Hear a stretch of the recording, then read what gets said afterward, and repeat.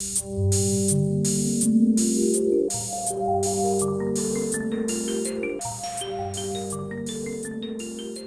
is where I want to expand you guys' understanding of environmental justice. I want you all to look at environmental justice as any injustice that happens in your environment. Police brutality is an environmental justice issue. I always give this story about this kid named Xavier Joe in Detroit. His mom, his younger brother, it's a hot summer day. The kids are outside playing. Mom calls them back in for dinner. They run in. Xavier Joe gets an asthma attack. His brother gets an asthma attack. His mother gets an asthma attack, all at the same time, right? She runs upstairs, scrambling through the bathroom. She gets to the medicine cabinet, and I can imagine that she's reaching for the inhaler. She grabs it. She runs back down to the children and realizes that she only has enough for two. That day, Xavier Joe, 4 years old, died, and his mother had to make the choice of which one of her kids lived. So this conversation of environmental justice is not a creeping crisis. This is right in our face, directly across the street from where our kids play, right? These are fence-lined communities. This is from North Cole, Louisiana, from an area which they call the Chemical Corridor, right? It's a stretch between New Orleans and just beyond Baton Rouge that is filled with almost every petrochemical plant that you can think of. For me, climate justice in a lot of ways is very similar to environmental justice, and in fact it is environmental justice, right? But there are different scenarios. We can look at Hurricane Katrina, for example, where the hurricane itself was a product of climate change, right? But the reaction to the people by the government was an environmental justice, or let's say a climate justice issue. But one of the things I really want to talk about, I think most people overlook, is the impact of gentrification has on climate justice and climate change issues. We look at Hurricane Katrina again, we'll just use this as a case study for consistency. A vast number of the black business owners in New Orleans couldn't afford to come back home, right? And we all know who hires black people. Black people primarily, right? So you had a whole sector of people who A, lost their job, or B, lost their business, and it was replaced with dog cafes.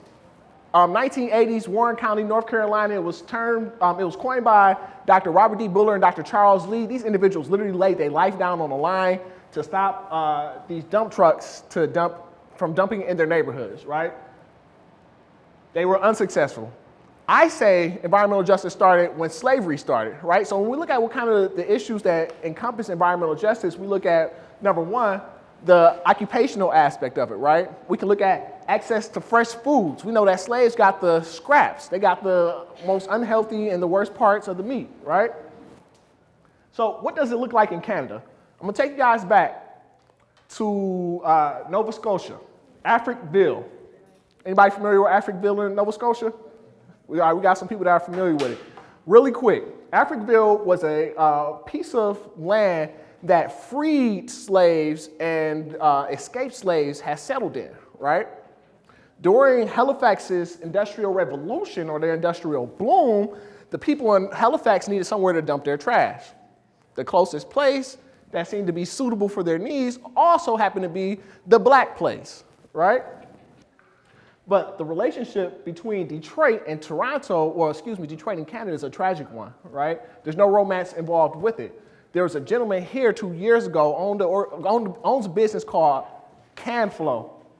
And he was quoted saying that Detroit is his toilet, right? So Detroit literally burns millions of metric tons of Canada's trash. This is down the street from my house. I took this picture, okay? And when I tell y'all this is literally in the middle of a neighborhood with 2 elementary schools, 2 middle schools, a high school, 3 blocks away from a hospital, right? And you already know what the makeup is of Detroit. Yearly, annually, 2.5 million semi-trucks drive through one neighborhood.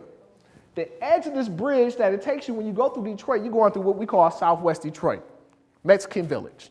You have no choice but to drive through there. But coincidentally, that happens to be the area with the highest rates of what? Asthma. The highest rates of what? Cancer. What are CARAT teams? How does this fit into this equation? Where do you fit in? CARAT teams. It's the Community Action and Response Against Toxics program. We work as a liaison primarily between union, community, grassroots organizations, students, academia, all the key stakeholders in this conversation around environmental justice. We convene them, we hold community trainings, where we train individuals, and this is something I'm very proud of. A lot of individuals that we train are individuals re-entering society. We train them with skills, and they literally get certifications that they can go on and get real jobs with, asbestos remediation.